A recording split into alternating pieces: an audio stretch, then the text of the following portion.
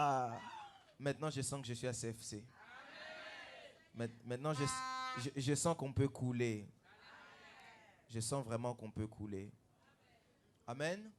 Alors j'aimerais rapidement dire merci à Dieu pour l'opportunité qu'il m'est donnée de me tenir devant vous, pour l'opportunité, le privilège et la grande responsabilité. Et je demande à l'Esprit de Dieu de me pousser en cette matinée afin de vous faire du bien. Je pense que je peux être un canal de bénédiction pour vous. Quelqu'un le croit avec moi? Que Dieu vous bénisse. Je prie dans le nom de Jésus que toi aussi tu deviennes un canal de bénédiction pour plusieurs. Alors je voulais aussi dire merci à papa. Je sais qu'il va voir la vidéo. Je le dis toujours et je le répéterai toujours. Si je ne dis pas merci, je serai très ingrat. Merci pour la confiance. Merci pour l'estime. Merci pour l'honneur. Merci pour toutes ces choses. Papa, le prophète Chavnier Liluzala t'aime de tout son cœur. On dirait que vous êtes jaloux, hein? J'ai dit, papa, le prophète Chavnier Liluzala t'aime de tout son cœur. Alors, je veux aussi dire merci à vous tous pour votre présence, parce que depuis le début, vous ne manquez pas d'être là. Et on sent, et j'en parlais avec papa hier, on sent que l'Église ne vient pas pour un homme, mais vient pour Jésus-Christ de Nazareth. Alors, pour cela, j'aimerais vraiment vous bénir, vous qui venez pour Jésus-Christ de Nazareth, qui passe par des êtres humains. Que Dieu vous bénisse. Rapidement. Dis à ton voisin rapidement. On va passer dans notre message. Amen. Alors, on parle de quoi? De la différence. Alors aujourd'hui, je ramène encore un autre sous-thème pour ceux qui étaient là jeudi. C'est quoi le sous-thème? Pardon, j'ai entendu quelqu'un qui l'a dit là-bas. Par la nature, ok. Que Dieu vous bénisse. Que Dieu vous bénisse. Alors lors du premier culte, on a parlé de la différence dans la marche. J'avais expliqué beaucoup de choses que je ne vais pas réexpliquer ici pour gagner du temps. Lors du deuxième culte, j'ai parlé de la différence par l'attachement à Dieu. J'avais expliqué aussi beaucoup de choses que je ne vais pas réexpliquer ici pour gagner du temps. Et lors du dernier culte, j'ai parlé de la différence par quoi? Non, le dernier culte. Dimanche dernier. Non, j'ai parlé de la différence par les actes de foi. Et aujourd'hui, j'aimerais parler de la différence par la nature. J'aimerais qu'on puisse prendre une portion des écrits tous ensemble. Notre texte de base, Malachie chapitre 3, verset 18. Malachie chapitre 3, verset 18, je vais lire pour tout le monde. La Bible dit ceci, et vous verrez de nouveau la différence entre le juste et le méchant, entre celui qui sert Dieu et celui qui ne le sert pas. J'aimerais le relire encore une fois, et vous verrez de nouveau la différence entre le juste et le méchant, entre celui qui sert Dieu et celui qui ne le sert pas. J'aimerais qu'on puisse prendre une deuxième portion des écrits ensemble. On va tous ensemble dans le livre de Genèse. Si tu vois ton voisin chercher Genèse dans le Nouveau Testament, dis-lui tu as besoin d'une opération spirituelle. On va dans le livre de Genèse. Genèse chapitre 42. Genèse chapitre 42 au verset 7. Genèse chapitre 42 au verset 7. Je le redis une dernière fois pour ceux qui notent. Genèse chapitre 42 verset 7. On va aller jusqu'au verset 8. Nous y sommes? Nous y sommes? Que Dieu vous bénisse. Alors je vais lire pour tout le monde. Joseph vit ses frères et les reconnut. Quelqu'un peut dire avec moi, il est reconnu. Mais il feignit d'être un étranger pour eux. Il leur parla durement et leur dit, d'où venez-vous? Ils répondirent, du pays de Canaan, pour acheter des vivres. Joseph reconnut ses frères, mais eux ne le reconnurent pas. Quelqu'un peut dire avec moi, mais eux ne le reconnurent pas. Ici, je parle de... On peut s'asseoir, que Dieu vous bénisse. On peut acclamer pour la parole du Seigneur Jésus-Christ de Nazareth. Ici, je parle de la différence dans l'être. Lorsqu'on parle de l'être, l'être L''E', on parle de l'être l'homme dans sa nature en tant que corps, âme et esprit. On a parlé de plusieurs types de différences ici, mais je n'ai pas eu à toucher ce point que j'aimerais toucher avec vous aujourd'hui. Quelqu'un peut dire avec moi, ce matin je serai béni. Parce que je suis convaincu que Dieu va te faire du bien. Alors, quand on parle de différence dans l'être, on parle de différence dans l'homme qu'il est, corps, âme et esprit. Le Joseph que ses frères avaient connu et le Joseph qu'ils ont découvert dans Genèse 42 n'est pas une autre personne que Joseph lui-même. Le Joseph que ses frères, avec lequel ses frères ont grandi, et le Joseph avec lequel ils ont eu cette rencontre dans Genèse 42, n'est pas un Joseph qui a été mort et ressuscité. C'est un même Joseph qui est né du même ventre que eux, qui est sorti du même ventre que eux, qui a mangé la même nourriture que eux, qui a reçu la même éducation que eux, mais qui a eu à changer avec le temps. Je vais vous expliquer comment ici, à cause d'une différence qui s'est faite. Amen. On va aller dans l'histoire de Joseph. Aujourd'hui, je vais vous raconter l'histoire de Joseph pour qu'on puisse arriver à un point. La Bible dit, Joseph est le 11e ou le 12e enfant de Jacob, parce que Jacob n'avait pas 12 enfants. Jacob avait 13 enfants. Il avait une fille qui s'appelle Dina. Quelqu'un me suit ici? Est-ce que les lecteurs de la Bible sont là? Il avait une fille qui s'appelle Dina, mais comme les Hébreux ne citent pas les filles, on dit simplement qu'il avait 12 enfants, qui sont les 12 tribus d'Israël. Et Joseph était le 11e garçon de Jacob, et Joseph d'ailleurs signifie que Dieu ajoute. C'est pourquoi après, Dieu a rajouté quelqu'un qu'on appelle Benjamin. Quelqu'un me suit? Benjamin qui signifie Dieu a conclu. Quelqu'un me suit ici?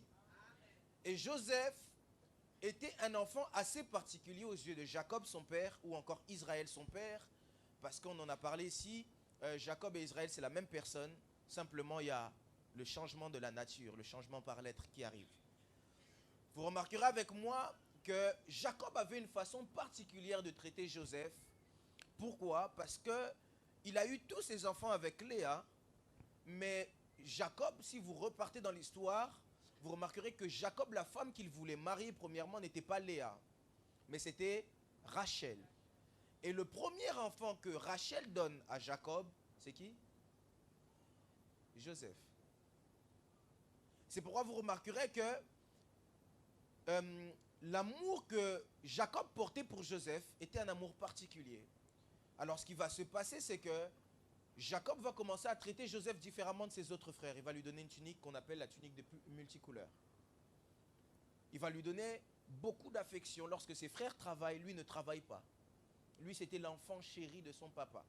Alors toutes ces choses ont commencé à emmener de la haine de ses frères auprès de Joseph. Quelqu'un me suit jusqu'ici? Les frères de Joseph ont commencé à haïr Joseph et à dire comment est-ce que lui peut être plus aimé que nous? Comment est-ce que lui peut être plus apprécié que nous? Comment est-ce que lui peut avoir plus de privilèges que nous? J'aimerais dire ici à quelqu'un, l'une des choses que tu dois savoir en cette matinée, je sens que je dois le déclarer sur quelqu'un, c'est que tu es privilégié de Dieu. Quelqu'un ne m'a pas dit amen. J'aimerais te prouver que tu es privilégié de Dieu parce que lorsqu'on vit aujourd'hui, on vit par la grâce d'un homme qu'on appelle Jésus-Christ de Nazareth. La Bible dit que la loi est venue par Moïse et la grâce est venue par Jésus-Christ de Nazareth.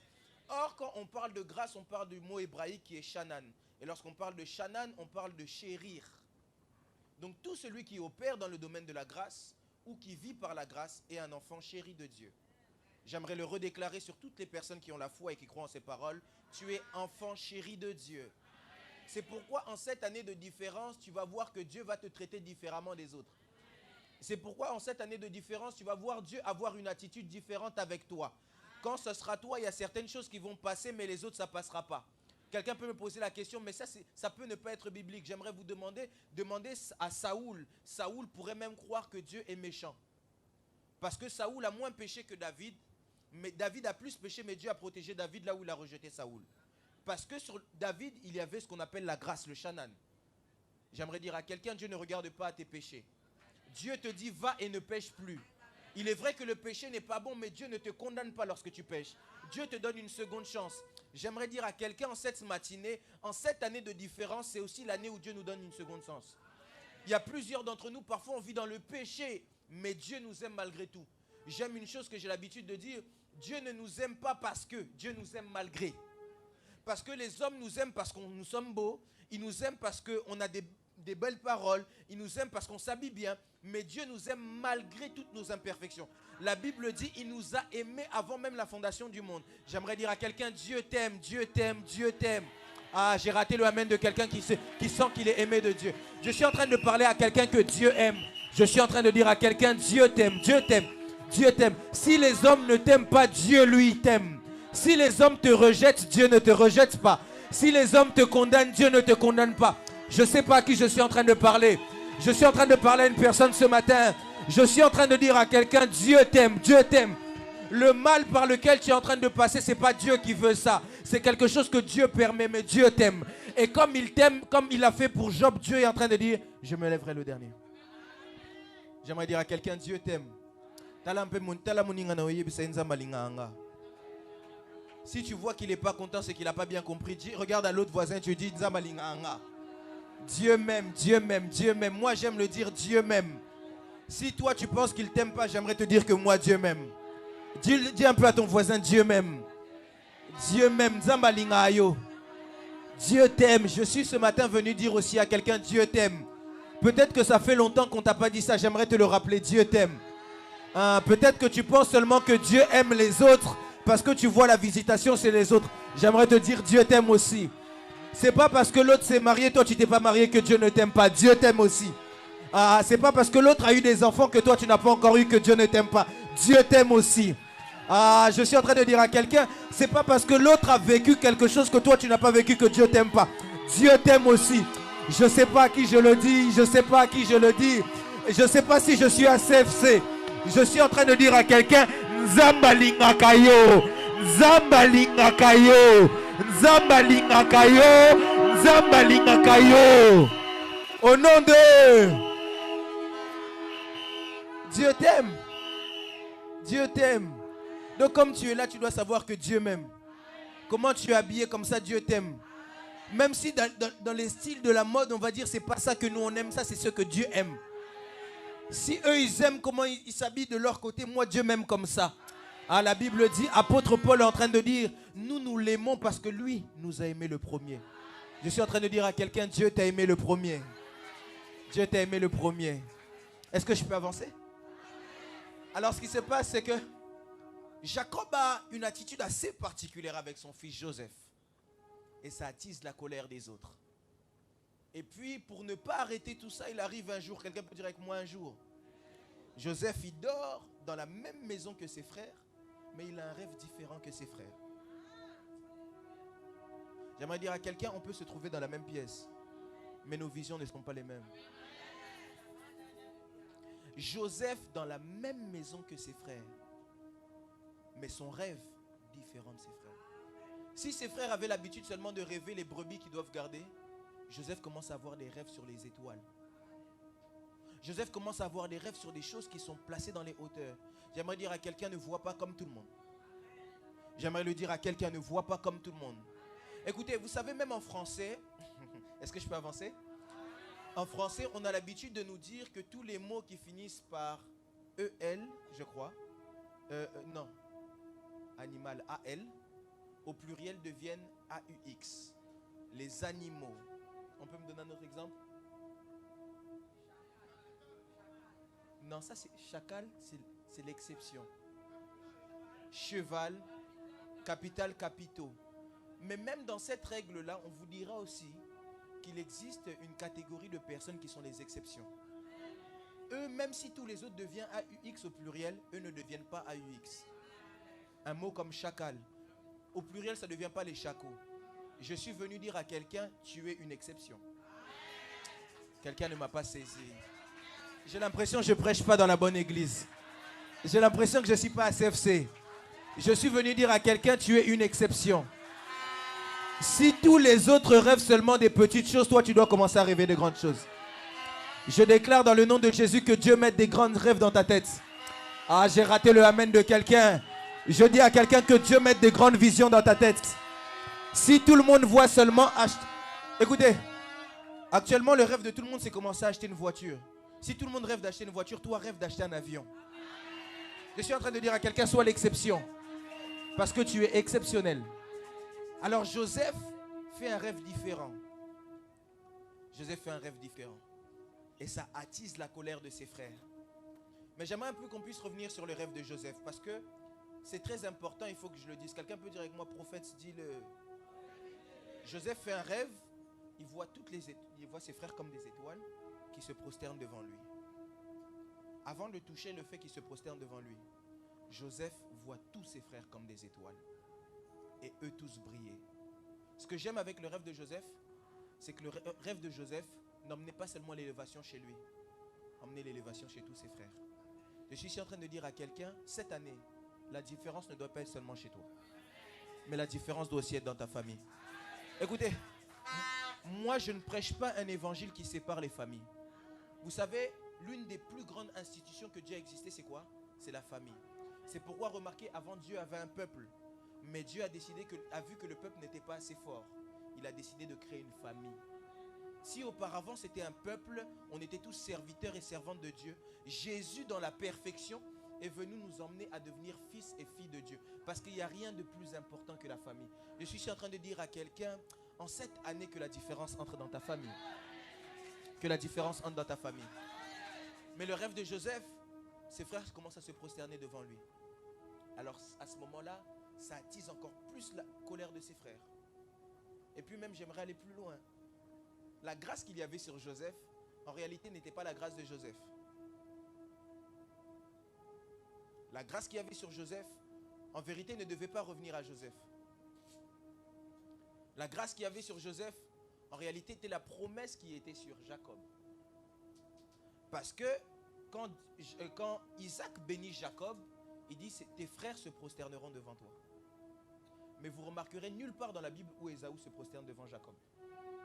Mais quand il y avait l'amour de Jacob qui était sur Joseph, avec la tunique qu'il lui a donnée, Jacob lui a redonné en fait la grâce et la bénédiction qui était sur lui. C'est pourquoi j'aimerais dire à un parent ici, sache relâcher les grâces et les bénédictions sur les enfants. Quelqu'un n'a pas bien compris ce que je viens de dire. Peut-être qu'il croit que je parle à quelqu'un d'autre. Je suis en train de dire à la personne qui m'écoute ici, là. Sache relâcher les grâces et les bénédictions sur tes enfants. Et ce qui se passe, c'est que Jacob commence à interpréter. Et les frères commencent à interpréter. Donc nous, on va se prosterner devant toi. Joseph n'a pas donné l'interprétation. Eux-mêmes ont commencé à donner l'interprétation. J'aimerais pas toucher ce point, j'aimerais qu'on avance dans le message pour ne pas déborder. Et quand on avance, vous remarquerez un jour, Joseph doit aller rejoindre ses frères pour leur apporter à manger et voir si tout va bien. Et lorsqu'il rejoint ses frères, c'est là que mon message commence. Lorsqu'il rejoint ses frères décident de lui faire du mal et de le vendre. Au départ même, certains décident de le tuer. Et puis il y en a un qui dit non, c'est notre sang, on ne peut pas le tuer. Et la Bible dit, quelqu'un dit, vendons-le. Et puis Ruben élève sa voix. Et Ruben dit à Judas, non, on ne peut pas vendre notre frère. Mettons-le dans le trou et on viendra le récupérer après. Mais Judas dit non, on va le vendre. Ici, j'aimerais vous donner une réalité sur cette année. Ici, on a deux catégories de personnes. Quelqu'un peut dire à son voisin deux. J'aimerais pas toucher les chiffres, ça c'est l'homme du chiffre qui touche ça. Alors, lorsque vous voyez ces deux catégories de personnes, on voit déjà deux idées opposées. Et ces deux catégories de personnes, c'est deux catégories de personnes auxquelles on a affaire dans la vie de tous les jours. On a les gens comme Ruben, qui nous aiment tellement qu'ils veulent nous protéger. Mais attention avec les Ruben.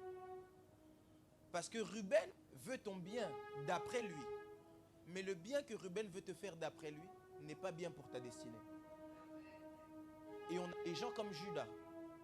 Judas veut nous faire du mal. Mais il ne sait pas que le mal qu'il nous fait est en réalité un bien qu'il nous fait. La Bible dit, parce que la destinée de Joseph était en Égypte. Simplement, Joseph ne pouvait pas apparaître en Égypte comme ça. Il fallait que quelqu'un puisse être la transition. C'est pourquoi je disais ici à Kinshasa, Judas a une signification bien précise. Judas ne signifie pas l'adversaire. Ça c'est faux, c'est ce qu'on nous a inventé ici parce qu'on a vu Judas, il a trahi Jésus. Judas n'a jamais signifié l'adversaire. Il faut aller chercher l'hébreu. En hébreu, on vous expliquera que Judas signifie deux choses. 1. Judas signifie louange. 2. Judas signifie porte ou ouverture. C'est pourquoi vous remarquerez que lorsqu'il fallait que Jésus, avant de toucher Jésus, c'est pourquoi vous remarquerez que lorsqu'il fallait que Joseph entre dans sa destinée, Dieu n'est pas passé par Ruben, mais Dieu est passé par un homme qu'on appelle Judas pour qu'il puisse l'envoyer. Lorsque Judas pensait vendre son frère, Judas est en train d'acheter un billet pour son frère en direction de sa destinée. C'est pourquoi vous remarquerez que lorsque Jésus doit venir sur la terre des vivants afin d'accomplir une mission, il ne passe pas par la tribu de Ruben, il ne passe pas par la tribu de Lévi, il ne passe pas par la tribu de Siméon, il ne passe pas par n'importe quelle tribu, mais passe par une tribu des ouvertures, Judas. C'est pourquoi aussi lorsque Jésus-Christ de Nazareth, qui est notre Seigneur et Sauveur, doit accomplir sa mission parfaite, la personne qui doit le vendre, ce n'est pas Pierre, ce n'est pas Jean, ce n'est pas Jacques, mais c'est Judas. Je suis ici en train de dire à quelqu'un, en cette année, accepte l'adversité. Parce que à chaque fois que tu acceptes un Judas, les Judas ne sont pas là pour vous tuer. Les Judas ne sont pas là pour vous faire du mal. Mais les Judas sont là pour vous élever. C'est pourquoi même la Bible est en train de dire, assieds-toi à ma droite jusqu'à ce que je fasse de tes adversaires. Je remplace tes adversaires par tes Judas. Je fasse de tes Judas tes marchepieds. J'élève ma main droite. Je déclare sur toutes les personnes qui ont la foi en ces lieux que tous les ennemis de ta vie puissent devenir des portes pour toi. J'ai raté le amen de quelqu'un qui a la foi. Je suis en train de déclarer sur les enfants de CFC que tous les ennemis de ta vie deviennent des Judas. Que Judas puisse t'ouvrir des portes. Que Judas te fasse entrer dans ta destinée. Que Judas te donne la richesse. Écoutez, si on suivait le raisonnement des hommes, on devrait avoir peur des Judas. Mais lorsqu'on suit le raisonnement des dieux, on doit chercher Judas. C'est pourquoi moi je suis arrivé dans une période de ma vie où je suis en train de chercher les Judas. Je cherche les adversaires. Parce que je sais que les adversaires ne sont pas là pour me tuer. Les adversaires sont là pour m'élever.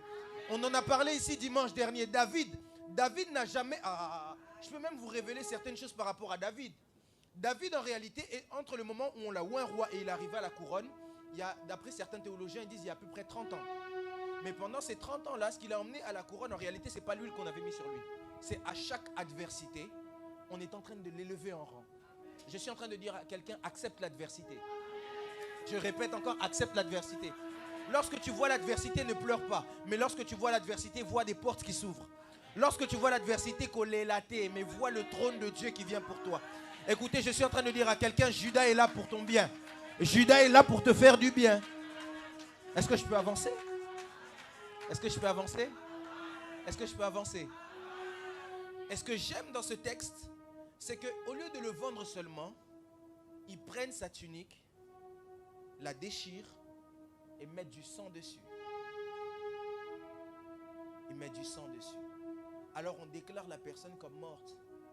Parce que lorsque ils arrivent devant ils arrivent devant Jacob, ils disent à Jacob que Joseph est mort. J'aimerais dire une chose. Ils ne savent pas que la race de Joseph, et ma race aussi, moi je suis de la même race que Joseph. La race des gens comme nous, lorsqu'on nous enterre, ce n'est pas pour qu'on reste en bas. Mais lorsqu'on nous enterre, c'est pour qu'on sorte et qu'on grandisse. Joseph est une personne qui est de la race comme des arbres. Un arbre, quand on prend une graine et qu'on la met en bas, on ne va pas la voir pendant quelques temps. Mais lorsqu'on la voit différente. C'est ça la différence par la nature. Vous avez peut-être enterré une graine, mais vous voyez des branches qui sortent. C'était une graine, mais ce qui sort devient beaucoup plus grand. Je lève ma main droite, je déclare sur quelqu'un. Si on a pu t'enterrer, qu'on puisse te revoir différent. Je ne sais pas à qui je suis en train de parler. Si on a pu t'enterrer, qu'on te voit différent. Je disais à quelqu'un qu'on puisse te voir dans la gloire. Qu'on puisse te voir dans la gloire en cette saison. Qu'on puisse te voir différemment. Qu'on puisse te voir différemment. Alors on l'enterre. J'aimerais vous dire aussi une chose. Tout ce qu'un homme est capable de vous donner, un autre homme est capable de vous le prendre. Parce que ici, vous remarquerez avec moi que Joseph a eu 3 vêtements, 3 tuniques. On va continuer dans l'histoire. Vous remarquerez avec moi que Joseph a eu 3 tuniques. 3 tuniques différentes.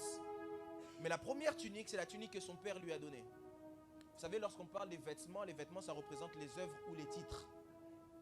Tous les titres qu'on peut vous donner par un homme, un autre homme peut vous le prendre. Mais ce que Dieu donne, personne ne peut prendre. Écoutez, ils ont pu prendre la tunique de Joseph, mais n'ont pas pu prendre le rêve qu'il y avait en Joseph. Ils ont pu prendre le vêtement que Joseph avait, le vêtement qui lui a d'ailleurs même emmené le rêve, mais n'ont jamais pu enlever le rêve qu'il y avait au-dedans de lui. Écoutez, j'aimerais dire à quelqu'un, vous pouvez même m'enlever le micro, tant que vous ne m'enlevez pas ce qu'il y a dans ma tête, vous n'arriverez pas à m'atteindre. Vous pouvez m'enlever même l'argent, tant que vous n'enlevez pas mes idées, il n'y a rien. Vous savez, un pianiste, enlevez-lui le piano. Tant que vous ne coupez pas ses doigts, vous ne pouvez rien faire. J'aimerais déclarer dans le nom de Jésus. Je ne sais pas qu'est-ce qu'on a pu t'enlever. Peut-être que c'est la réputation. Peut-être que c'est les finances. Peut-être que c'est les amitiés. Mais tant qu'on n'enlève pas le Dieu qui vit en toi, on ne t'a rien enlevé. J'aime un homme qui le dit. J'aime un homme qui le dit. J'aime l'archevêque Coutinho Fernando avait l'habitude de le dire. Il dit, enlevez-moi tout, laissez-moi seulement Jésus. Parce qu'avec Jésus-Christ de Nazareth, je peux faire tout, je peux tout récupérer, même au centuple. C'est pourquoi j'aime une chose. Ah, quelqu'un peut me dire, prophète, avance. Dis-le-moi bien, prophète, avance.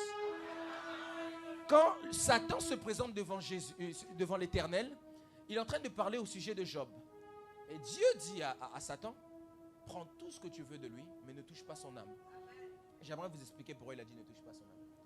Parce que lorsqu'on est gagné, la première chose qu'on gagne, c'est quoi? C'est l'âme. Et l'âme, ça veut dire c'est le siège des pensées, des émotions. Et au niveau de la foi, ça se passe dans l'âme. Parce que la foi, c'est un renouvellement de pensée. Et quand il est en train de dire, ne touche pas son âme, il disait, en vrai, tu ne peux pas toucher sa foi.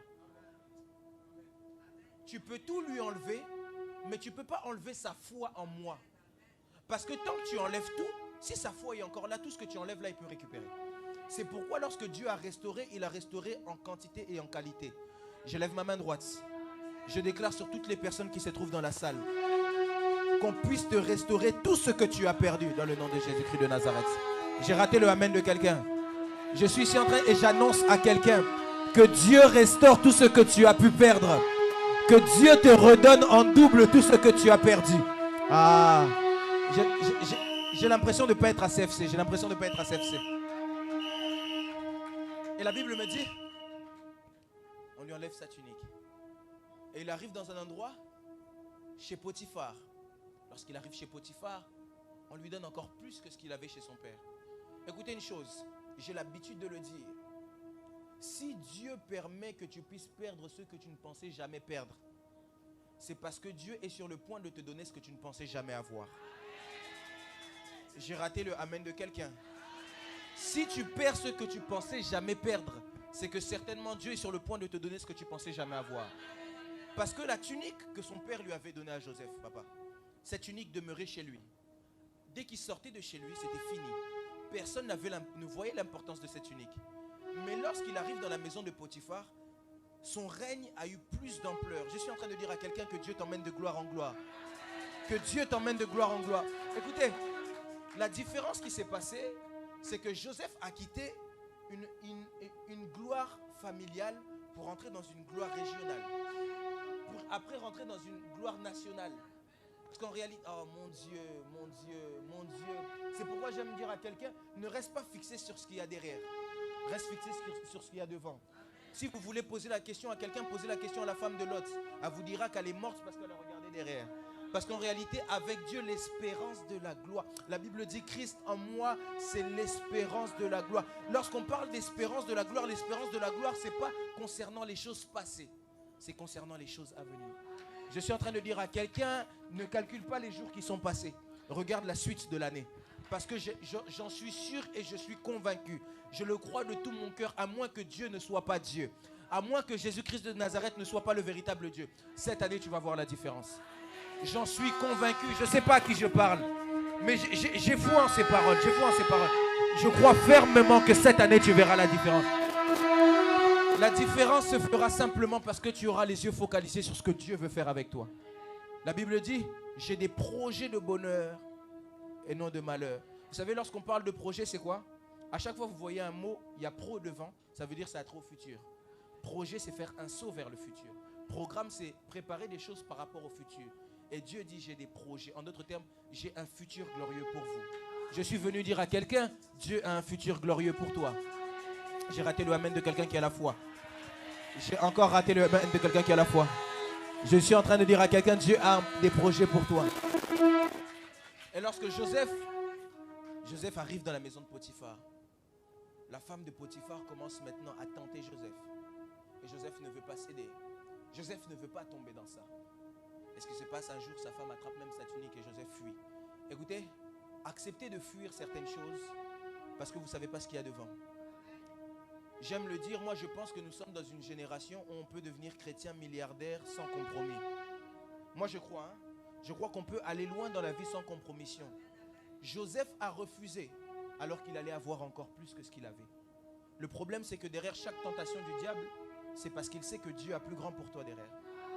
Si Joseph avait accepté ça, ce que j'aime, c'est que Joseph serait resté dans cette gloire-là. Et il n'aurait pas vu la gloire à venir. J'aimerais dire à quelqu'un, tout ce qui brille n'est pas de l'or. C'est pas parce que tu vois quelque chose de bien que tu dois seulement t'attacher à ça. Reste attaché au Seigneur Jésus-Christ de Nazareth. C'est lui qui a les meilleurs projets pour nous. Écoutez, n'acceptez pas n'importe quoi au prix de tout et n'importe quoi. J'aime un jour, un homme de Dieu m'a dit, prophète, ce n'est pas parce que tu as soif que tu dois boire du poison. Que la soif ne te fasse pas boire du poison. C'est pas parce que c'est quelque chose de bien que tu dois accepter toutes les conditions qu'on te donne. C'est pas parce que c'est quelque chose d'excellent que tu dois accepter tout ce qu'on te donne. Si ça ne va pas dans tes valeurs et tes normes, n'accepte pas. Je suis en train de dire à quelqu'un ici, n'accepte pas. N'accepte pas, n'accepte pas. Est-ce que je peux dire quelque chose? Bon, je peux avoir rapidement des ennemis. Hein. Est-ce que je peux avoir des ennemis? On va régler ça à la fin. C'est pas grave. Moi, je suis totalement contre tout type de travail qui nous fait travailler le jour du sabbat. Généralement, quand on vient me dire ça, je dis rien. Je dis ok, que Dieu vous bénisse. Mais je suis totalement contre tout type de travail qui nous fait travailler le jour du sabbat. Ceux qui se disent qu'ils sont nos cousins musulmans, vous ne les verrez jamais travailler le jour du sabbat, le jour de leur sabbat. Les juifs, vous ne les verrez jamais travailler le jour de leur sabbat. Mais nous,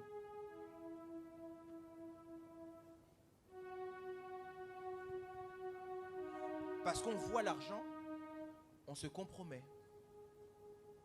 Parce qu'on voit les biens, on se compromet. Parce qu'on voit ce qu'on peut nous donner, on se compromet. Comment est-ce que toi, on peut t'empêcher même de rendre culte à ton Dieu et tu te compromets? Parce que ce qui se passe, c'est qu'avec ces travails-là, il y a beaucoup qui ratent des cultes. Hein. Je ne parle pas des cultes de la semaine. Hein? Je ne parle pas des cultes de la semaine, non. Je parle des cultes du... Tout simplement pourquoi? On se compromet. Alors que Dieu peut nous donner beaucoup mieux. Lui-même, il est le rémunérateur de celui qui le cherche. Tu ne penses pas qu'il peut te donner un bon travail? Qui peut te permettre et de lui rendre culte et d'être bien dans ta vie tous les jours? Comment est-ce que tu peux accepter de commencer à travailler pour ne pas rendre culte à Dieu? Des fois, on ne dit pas, on ne dit rien seulement. Par stratégie ou par sagesse, on dit ok, que Dieu vous bénisse. Que Dieu vous bénisse. Mais je suis totalement contre ça. J'ai dit quoi? Je suis contre ça. Si vous n'êtes pas contre, gloire à Dieu. Amen. Et Joseph ne se compromet pas. Joseph reste fidèle au Dieu de l'Éternel. J'aimerais dire à quelqu'un, Joseph est en train de dire, je resterai fidèle au Dieu de mon Père. Quelqu'un ici peut rester fidèle au Dieu de son Père. Même lorsque c'est compliqué, reste fidèle au Dieu de ton Père. Même lorsque c'est compliqué, reste fidèle au Dieu auquel on t'a toujours présenté. Reste fidèle à Jésus-Christ de Nazareth. Dans la difficulté, reste fidèle à Jésus-Christ de Nazareth. Dans l'abondance, reste fidèle à Jésus-Christ de Nazareth. Lorsque tout va bien, reste fidèle à Jésus-Christ de Nazareth. Surtout ici, quand les choses ne vont plus, on commence rapidement à oublier Dieu. Il y a des gens, ils viennent, quand ils ont des problèmes, ils sont là, ils prient tous les jours. Et ça, c'est des gens, généralement, quand ils viennent me voir, je dis souvent, les gens comme ça, moi, je ne vais pas me casser la tête. Parce que ça se voit, lui, si tu lui donnes seulement, c'est fini. Dès qu'il aura, il oublie le Seigneur. Où sont ces chrétiens fervents, ces fils et filles de Dieu, ces disciples, qui peuvent s'attacher à Dieu quand tout va bien comme quand tout va mal? Qui peuvent s'attacher à Dieu même quand c'est compliqué, quand on manque de tout, et même quand on a tout. C'est pourquoi ici, je disais ça, je parlais avec un jeune, il me disait, c'est quoi la différence entre Kinshasa et Paris quand tu vas dans les églises? Alors je dis, alors à Kinshasa, ou en Afrique en général, les gens croient beaucoup en Dieu, hein, parce que c'est leur seul espoir, ils n'ont rien. Mais ici, comme on a tout, on croit que Dieu c'est des blagues. C'est ça la différence. Comme on voit que non, tu sais que même si tu n'as pas à manger à la maison, tu vas vite faire Croix-Rouge, on te donne un truc. Tu vois que Dieu c'est des blagues. Tu ne te rends pas compte que tu vis par grâce. Tu crois que tu vis par un système. Alors on néglige Dieu. J'aimerais dire à quelqu'un, ne néglige pas Dieu. Ne néglige pas Dieu. Même pour les petits trucs les plus futiles, ne néglige pas Dieu. Même les petites choses inutiles, peut-être qu'on peut voir qui n'ont pas d'importance, ne néglige pas Dieu. Ne néglige pas Dieu. Reste fidèle au Dieu de la Bible. Et la Bible dit que cette femme prend la tunique de Joseph. Lorsqu'elle prend la tunique de Joseph, je sais que si c'était toi déjà, tu allais dire, ah, Joseph, il a péché, il est coupable. Surtout si on aurait pris la tunique d'un pasteur, surtout ici, j'aurais déjà vu ça sur internet. Pasteur Royo.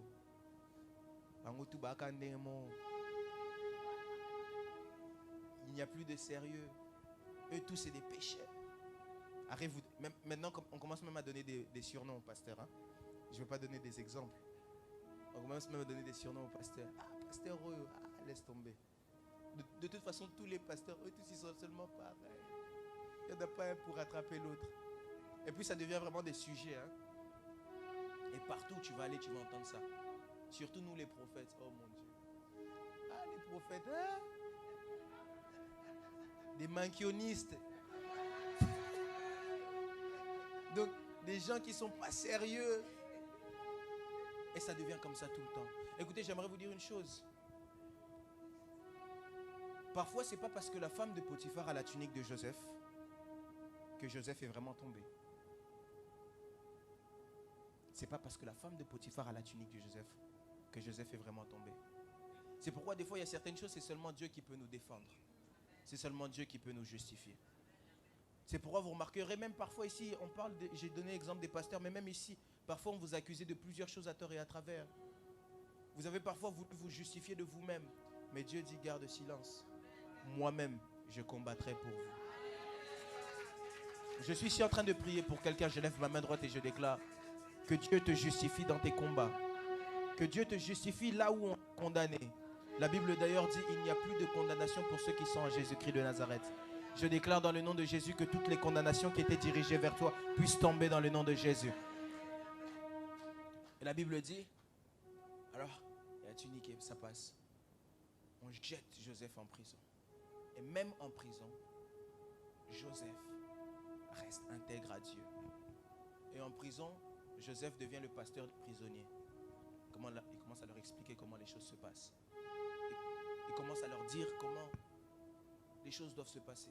Même quand c'est compliqué, Joseph reste fidèle. Et Joseph dit, c'est comme ça que les choses doivent se passer. Joseph commence à interpréter les rêves des gens en prison. Et le Dieu qui est le maître des temps et des circonstances n'a pas permis que Joseph puisse être en prison pour rien. Il a permis que Joseph puisse être en prison parce qu'en prison, il y avait quelqu'un qui était le porte-parole de Joseph devant Pharaon. Vous savez, quand Dieu nous emmène dans certaines circonstances, Dieu ne vous emmène jamais dans certaines circonstances pour rien. Le hasard dans la présence de Dieu n'existe pas. Parce que même Hébreu est en train de nous dire que Dieu a fait toutes choses pour un but. Il va même plus loin en disant, même le méchant pour les jours de malheur. C'est-à-dire, même parfois quand tu vois quelqu'un être habillé d'une certaine façon, devant Dieu, il n'y a pas de hasard. Devant Dieu, il n'y a pas de hasard. Dieu peut même parler à quelqu'un juste avec les vêtements. Parce qu'il dit, même la nature ne vous enseigne-t-elle pas. Et devant Dieu, il n'y a pas de hasard. Alors Joseph arrive en prison.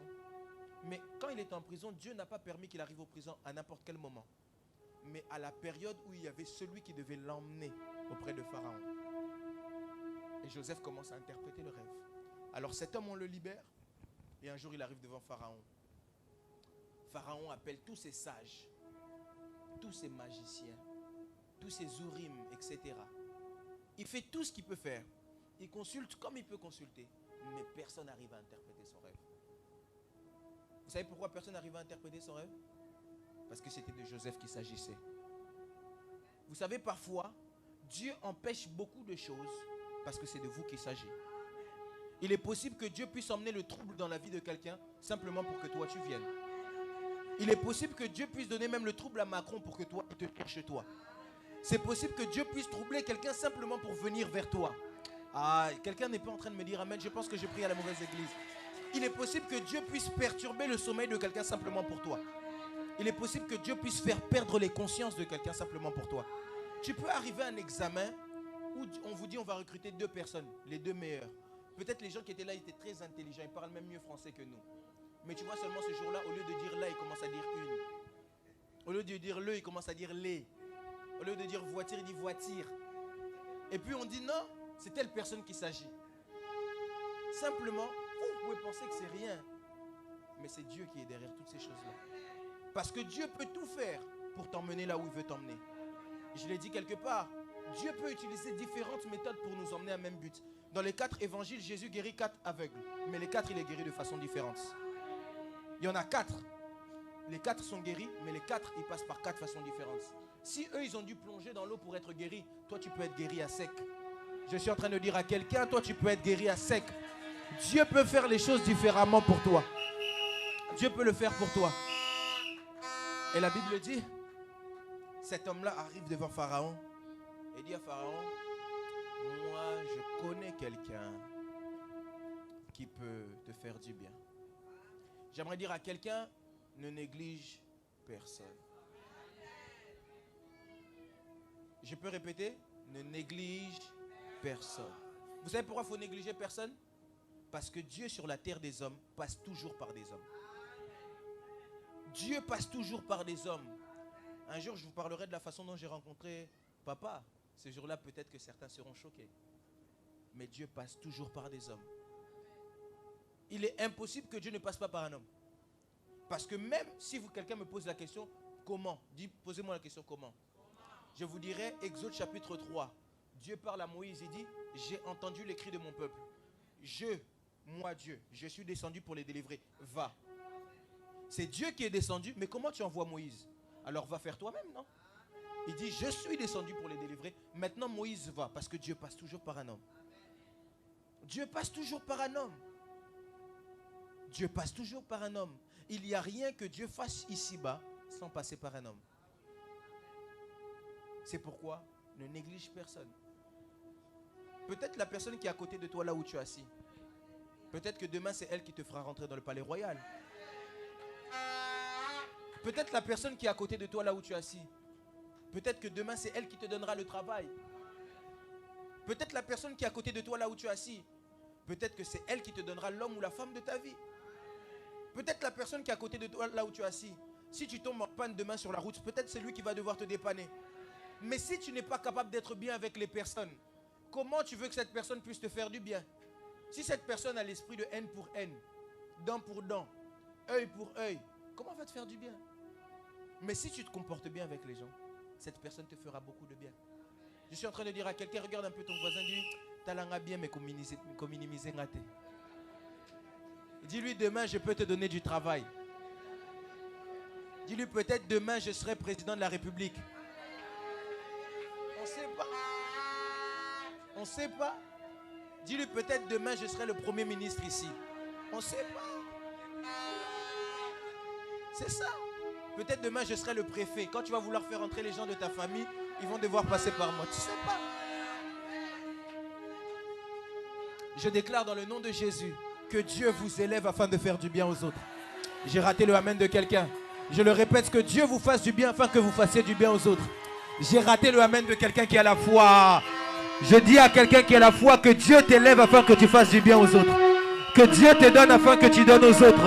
À qui je suis en train de parler, je déclare dans le nom de Jésus-Christ de Nazareth que Dieu te fasse du bien afin que tu fasses du bien aux autres. Que Dieu t'emmène à être une autorité dans ce pays. Que Dieu t'emmène à être dans les nations. Que Dieu te donne les postes des grands. Que Dieu te fasse asseoir avec les grands. Ah, que tu sois la personne qu'on doit chercher. Écoutez, écoutez, écoutez, écoutez. Écoutez.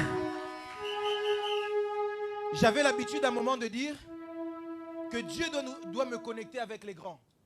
Mais j'ai changé mon discours. Que Dieu ne me connecte pas avec les grands. Mais que Dieu fasse de moi un grand. Afin que les autres se connectent à moi. Je déclare dans le nom de Jésus que Dieu fasse de toi un grand. Afin que les hommes te cherchent. Je ne sais pas à qui je suis en train de parler. Mais je déclare sur une femme, sur un homme qui a la foi. Que Dieu fasse de toi un grand. Que Dieu fasse de toi un grand en France. Que Dieu fasse de toi un grand au Congo. Que Dieu fasse de toi un grand dans les nations. Au nom de... Que Dieu fasse de toi un grand. Que Dieu fasse de toi un grand. Là, vraiment, cette année ne finira pas sans que je devienne un grand. Si toi tu ne le crois pas, moi je le crois. Pendant que je prêche, je me prêche aussi. Chavny devient un grand dans le nom de Jésus-Christ de Nazareth. Que Dieu fasse de vous un grand. Que Dieu fasse de vous des grands. Que Dieu fasse de vous des grands. Que Dieu fasse de vous des grands. Vous savez, lorsqu'on est des grands, on devient même des ponts. C'est-à-dire, c'est vous qui permettez aux autres d'arriver à certains endroits. J'ai même expliqué ça jeudi. Jeudi, j'ai expliqué ça. Quand la Bible dit que Dieu l'a souverainement élevé, qu'il lui a donné le nom au-dessus de tous les noms. Quand on dit le nom au-dessus de tous les noms, c'est parce qu'il y a d'autres noms qui sont là. Et les autres noms là, ce n'est pas seulement le nom des esprits. Hein. Les autres noms, c'est les noms peut-être de Fachi. Parce que là, si maintenant je vous dis je suis le fils de Fachi, même si je ne le ressemble pas, vous allez commencer à craindre. Parce que vous ne savez pas qu'est-ce qui peut vous arriver. C'est vrai, non? Si là tout de suite je dis je suis le fils de Macron, même si vous ne croyez pas, je vous dis il m'a adopté. Vous allez commencer à craindre. Pourquoi? Parce que vous ne savez pas qu'est-ce que je peux faire. Ça, c'est la puissance du nom. Je déclare dans le nom de Jésus que si ton nom était seulement sur ton passeport, que ton nom soit dans la bouche de plusieurs. Ah, que ton nom passe à TF1, que ton nom passe à BFM, que tu deviennes un grand dans le nom de Jésus-Christ de Nazareth. Que Dieu élève ton nom. Dieu a dit à Abraham, je rendrai ton nom grand. Je rendrai ton nom grand. Je rendrai ton nom grand. Dieu est en train de parler à quelqu'un à CFC. Et il est en train de lui dire, je rendrai ton nom grand. Ton nom va être élevé dans les nations. Ton nom va être élevé dans les nations. Partout on parlera de toi.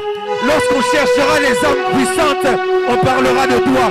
Lorsqu'on parlera des personnes influentes, on citera ton nom. Lorsqu'on parlera des bons chrétiens, on citera ton nom. Lorsqu'on cherchera les gens qui ont l'argent, on citera ton nom. Au nom de...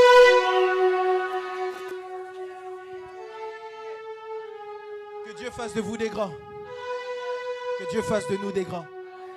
De telle sorte à ce que si on cherche la personne qui peut résoudre le problème, on dit seulement c'est telle personne. Mais même ton prénom. Je déclare Chavny soit un grand. Mets ton nom, Chavny soit un grand. Chavny soit un grand. Sois grand parmi les grands. Vous savez, lorsqu'on devient grand, ça devient même compliqué pour qu'on ait des problèmes. Hein? Le nom peut même remplacer l'argent.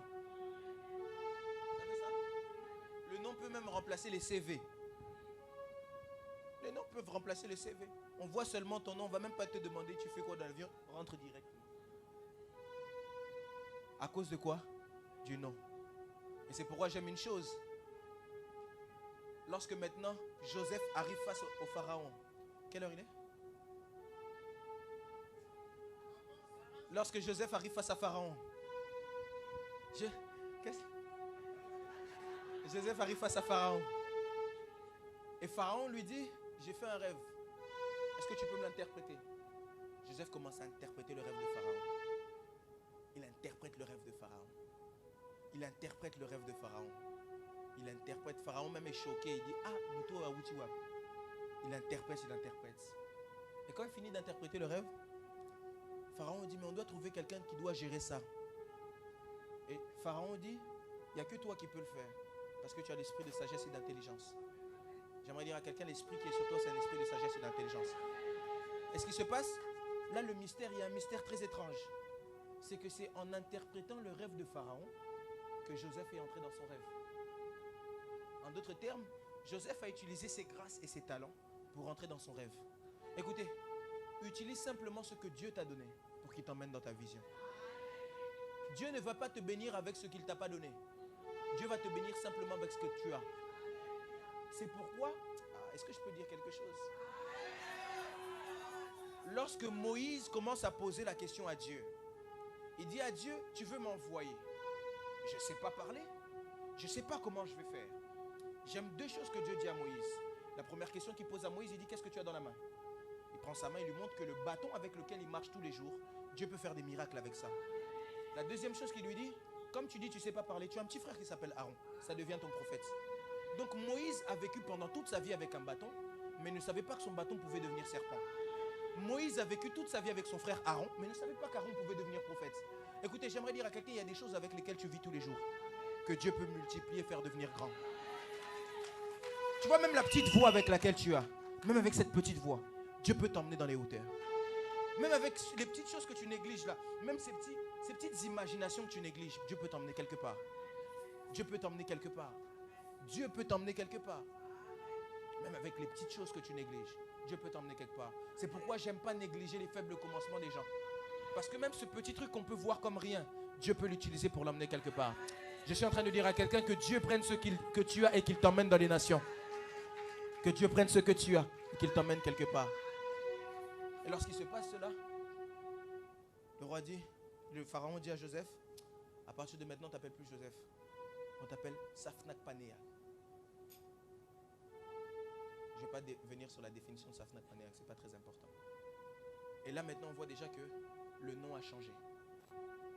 Or, j'ai dit que le nom, j'ai dit ça jeudi, c'est parce que vous ratez seulement le jeudi. J'ai dit que le nom, ce n'était pas simplement un nom pour être, mais le nom représente toute l'identité d'une personne. Donc quand le pharaon a changé le nom de Joseph, il changeait directement son identité. C'est là la différence par la nature. Toutes les choses par lesquelles Joseph est passé n'étaient pas des choses qui devaient le détruire, mais c'était des choses qui devaient emmener la différence. De telle sorte à ce que, quand ses frères sont venus, la Bible dit que ses frères ne l'ont pas reconnu. Je suis en train de dire à quelqu'un que Dieu change ton nom. Dieu est en train de parler à Abraham, Ésaïe 43, verset 1. Il est en train de parler plutôt à Jacob, Ésaïe 43, verset 1. Il dit à Jacob, c'est moi qui t'ai créé, Jacob, et c'est moi qui t'ai formé, Israël. Lorsqu'on parle de création, j'ai expliqué ça jeudi. Lorsqu'on parle de création, c'est-à-dire on prend du néant et on emmène quelque part. Mais lorsqu'on parle de formation, c'est quelque chose qu'il y a déjà et on donne la forme. C'est quelque chose qu'on donne la forme. C'est-à-dire tu vois quelque chose comme inutile et Dieu prend ça et donne une forme. Je déclare, prophétise sur la vie de toutes les personnes qui se tiendront debout. Que Dieu te prenne et qu'il te donne une forme. La Bible dit de la poussière, il relève l'indigent. Il est capable pour finir quoi? Pour le faire asseoir avec les grands. Je déclare dans le nom de Jésus que Dieu te fasse pas... non. Que Dieu ne te fasse pas asseoir avec les grands. Que Dieu fasse de toi un grand. Que Dieu fasse de toi un grand. Qu'il te prenne comme tu es et qu'il te donne une forme. Qu'il te prenne comme tu es. Dis à ton voisin, ne me néglige pas. Ne me néglige pas. Ata olekinga na kitoko, ne me néglige pas. Même si tu parles mieux français que moi, ne me néglige pas. Tu es plus grand que moi, ne me néglige pas. Les frères de Joseph étaient avec Joseph, mais Joseph était différent. Quelqu'un peut directement Naza Loko la bangoté. Je ne suis pas comme eux, je ne suis pas comme eux. Je suis différent. On grandit ensemble, mais je suis différent. Aujourd'hui, tu me vois comme toi, parce que je suis encore la création. Mais dans les temps qui arrivent, je deviendrai la formation. Aujourd'hui, tu me vois comme toi, parce que je suis encore le produit brut. Mais quand Dieu va me travailler et qu'il va me positionner, tu ne pourras plus parler avec moi enfin. Je lève ma main droite, je déclare sur quelqu'un que Dieu te prenne, qu'il te forme, qu'il te positionne dans les hauteurs, dans le nom de... Je vois Dieu former quelqu'un ce matin. J'ai dit je vois Dieu former quelqu'un ce matin. J'ai encore raté le amen de quelqu'un. J'ai dit je vois Dieu former quelqu'un ce matin. Je suis en train d'expliquer à quelqu'un en fait. Si tu es entré dans ce culte chaos, tu ressors ok. J'ai raté le amen de quelqu'un. Si tu es rentré ici chaos, tu es en train de ressortir comment? Si tu es rentré ici fatigué, tu vas ressortir avec plein de force. Parce que ta forme est en train de changer. Si tu étais venu comme simplement une Esther, tu es en train de sortir comme la reine. Si tu étais venu comme un Joseph prisonnier. Écoutez, vous savez, il y a des jours comme ça, on se réveille comme un prisonnier, mais on ne sait pas qu'on va devenir gouverneur. Aujourd'hui, je me suis réveillé comme un prophète, mais je sens que je vais finir la journée comme milliardaire. Je suis en train de sentir Dieu te faire du bien. Je sens Dieu te faire du bien. Et on peut se tenir debout. On acclame pour la parole de Jésus-Christ de Nazareth.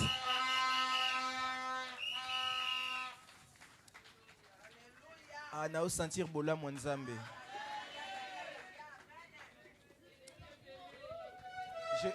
Je sens vraiment que Dieu nous fait du bien. Maman, mamie, tu sens ça, non? Dieu nous fait du bien. Si maman, mamie sent ça, c'est que c'est vrai. Dieu va nous faire beaucoup de bien. Amen. J'aimerais simplement que tu puisses prier. On a dit c'est la différence par la nature.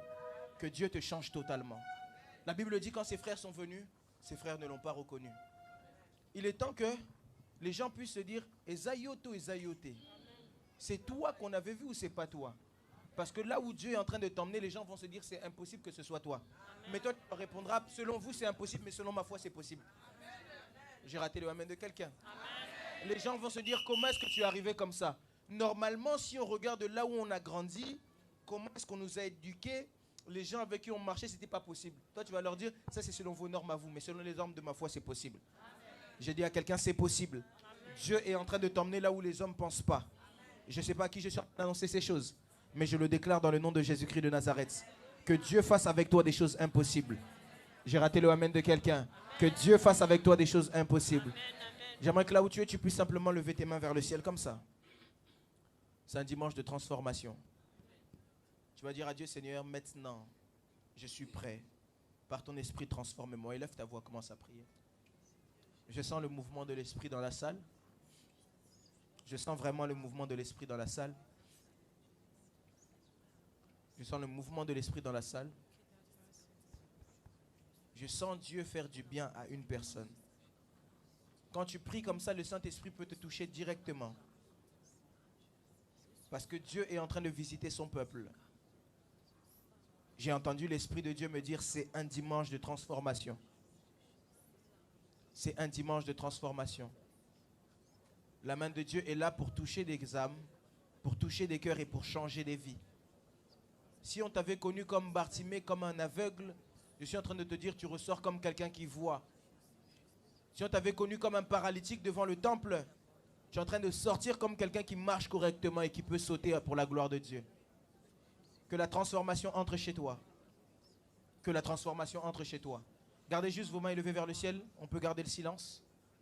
Silence dans la salle, s'il vous plaît. Silence, s'il vous plaît.